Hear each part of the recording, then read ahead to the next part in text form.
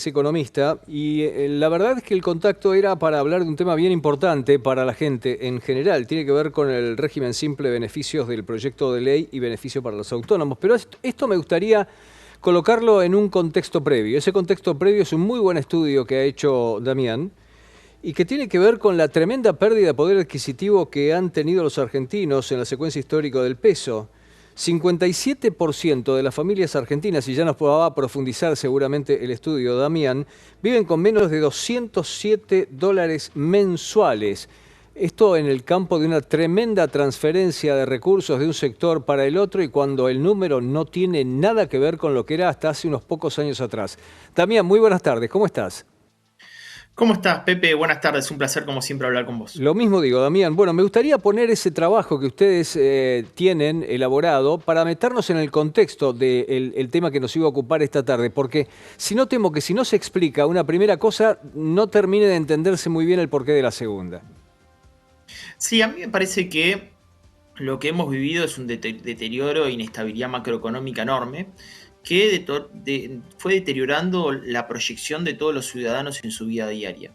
Entonces vos imaginate que tenés una familia y cualquier rango etario que tengas, si fuiste adolescente hace 10 años, si estabas en el colegio primario hace 10 años, si quisiste formar tu familia, si efectivamente tuviste hijos, decís, bueno, quiero proyectar los próximos 10 en este país. Bueno, desgraciadamente, al intentar proyectarlo te frustraste.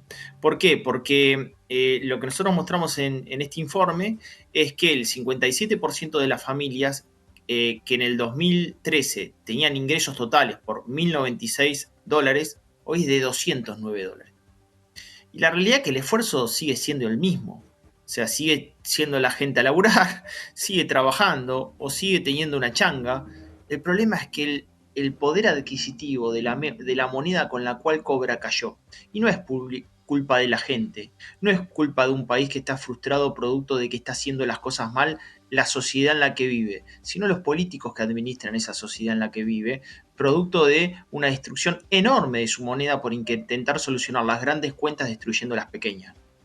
No tengo más remedio que preguntarte si esto está así con el deterioro de la moneda, ¿qué puede pasar cuando llegue el momento en que un candidato, si llega a convertirse presidente, eventualmente quisiera dolarizar definitivamente la economía? Esto sería dentro de bastante tiempo igual, y no sabemos el tipo de cambio hipotético al que pueda estar en ese momento el valor de mercado, que es lo que aseguró Javier Milei que tomaría como referencia. Esto se iría a mucho menos, a la mitad incluso.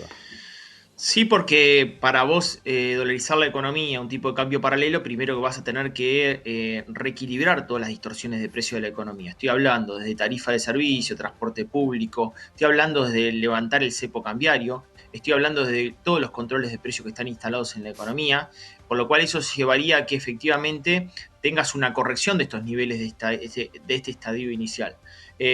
Lo que sí demostró el resto de las economías que han dolarizado, que a lo largo del tiempo lograron el bien más preciado, que es la estabilización. ¿Cuál es la debilidad de una dolarización?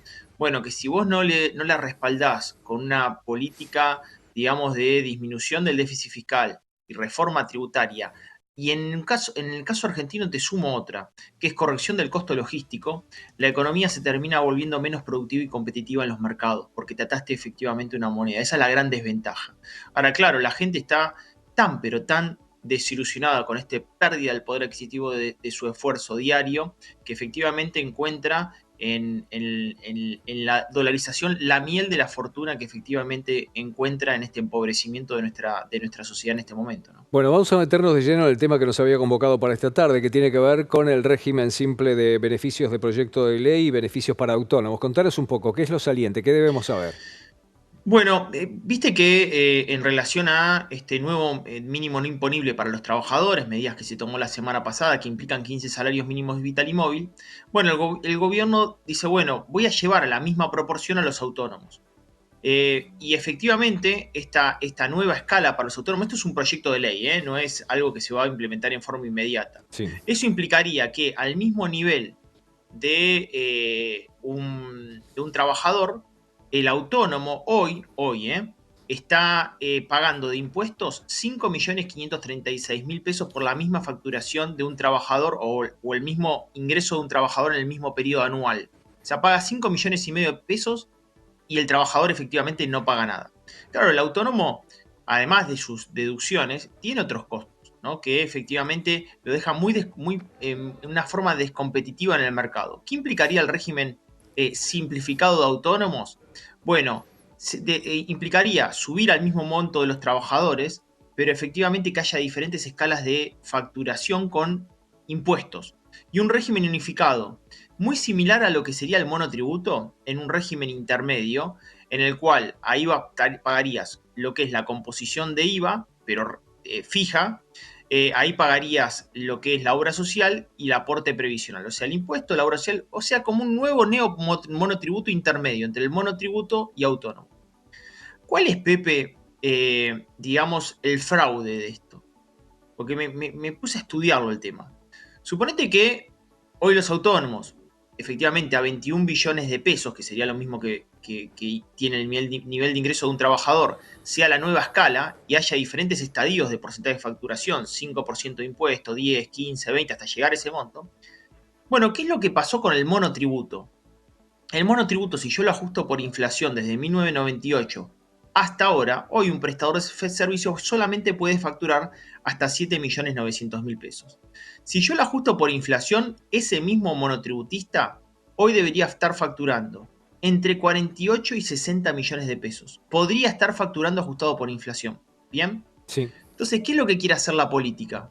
Genera no actualizar el monotributo a la escala histórica y generar un nuevo régimen intermedio de autónomos donde el monotributista va a quedar absolutamente desfasado respecto de la inflación y el autónomo va a quedar absolutamente desfasado pagando más impuestos cuando debería aún pertenecer al régimen del monotributo.